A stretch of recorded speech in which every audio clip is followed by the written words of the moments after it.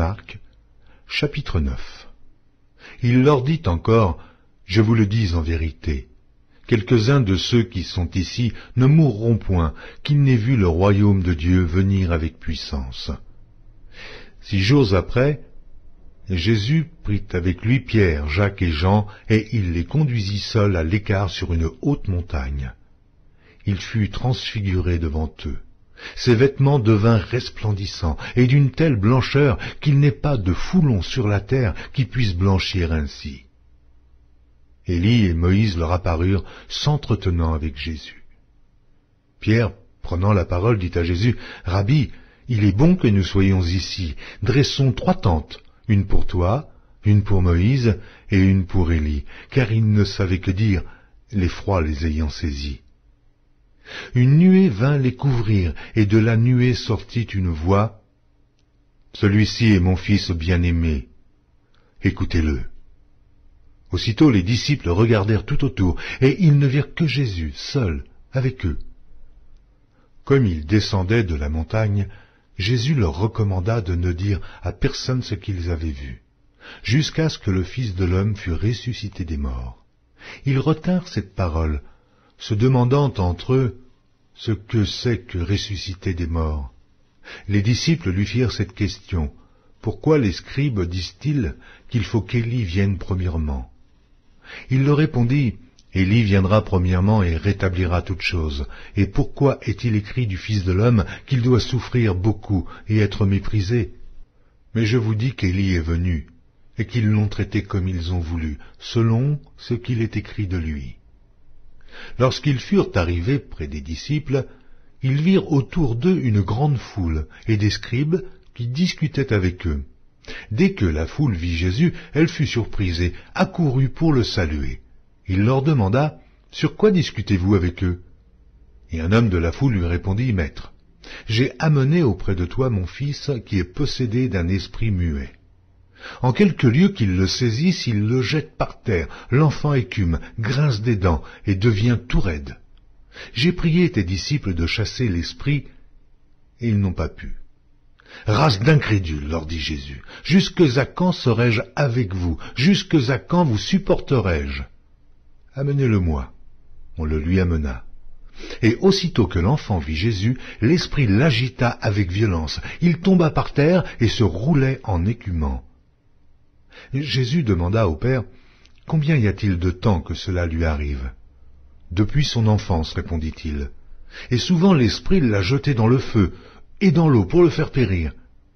Mais si tu peux quelque chose, viens à notre secours, aie compassion de nous. » Jésus lui dit, « Si tu peux, mais tout est possible à celui qui croit. » Aussitôt le père et l'enfant s'écria, « Je crois, viens au secours de mon incrédulité. » Jésus, voyant accourir la foule, menaça l'esprit impur et lui dit, « Esprit muet et sourd, je te l'ordonne, sors de cet enfant et n'y entre plus. » Et il sortit en poussant des cris et en l'agitant avec une grande violence. L'enfant devint comme mort, de sorte que plusieurs disaient qu'il était mort. Mais Jésus, l'ayant pris par la main, le fit lever. Il se tint debout. Quand Jésus fut entré dans la maison, ses disciples lui demandèrent en particulier, « Pourquoi n'avons-nous pu chasser cet esprit ?» Et il leur dit, « Cette espèce-là ne peut sortir que par la prière. » Ils partirent de là et traversèrent la Galilée. Jésus ne voulait pas qu'on le sût, car il enseignait ses disciples et il leur dit, « Le Fils de l'homme sera livré entre les mains des hommes. Ils le feront mourir et 3 jours après qu'il aura été mis à mort, il ressuscitera. » Mais les disciples ne comprenaient pas cette parole, et ils craignaient de l'interroger. Ils arrivèrent à Capernaum. Lorsqu'il fut dans la maison, Jésus leur demanda, « De quoi discutiez-vous en chemin ?» Mais ils gardèrent le silence, car en chemin, ils avaient discuté entre eux pour savoir qui était le plus grand. Alors il s'assit, appela les 12 et leur dit, « Si quelqu'un veut être le premier, il sera le dernier de tous et le serviteur de tous. » Il prit un petit enfant, le plaça au milieu d'eux, et, l'ayant pris dans ses bras, il leur dit, « Quiconque reçoit en mon nom un de ces petits enfants, me reçoit moi-même, et quiconque me reçoit, reçoit non pas moi, mais celui qui m'a envoyé. Jean lui dit, Maître, nous avons vu un homme qui chasse les démons en ton nom, et nous l'en avons empêché parce qu'il ne nous suit pas. Ne l'en empêchez pas, répondit Jésus, car il n'est personne qui, faisant un miracle en mon nom, puisse aussitôt après parler mal de moi. Qui n'est pas contre nous, et pour nous. Et quiconque vous donnera à boire un verre d'eau en mon nom, parce que vous appartenez à Christ, je vous le dis en vérité, il ne perdra point sa récompense. Mais si quelqu'un scandalisait un de ces petits qui croient, il vaudrait mieux pour lui qu'on lui mît au cou une grosse meule de moulin et qu'on le jetât dans la mer. Si ta main est pour toi une occasion de chute, coupe-la. Mieux vaut pour toi entrer manchot dans la vie que d'avoir les deux mains et d'aller dans la géhenne, dans le feu qui ne s'éteint point.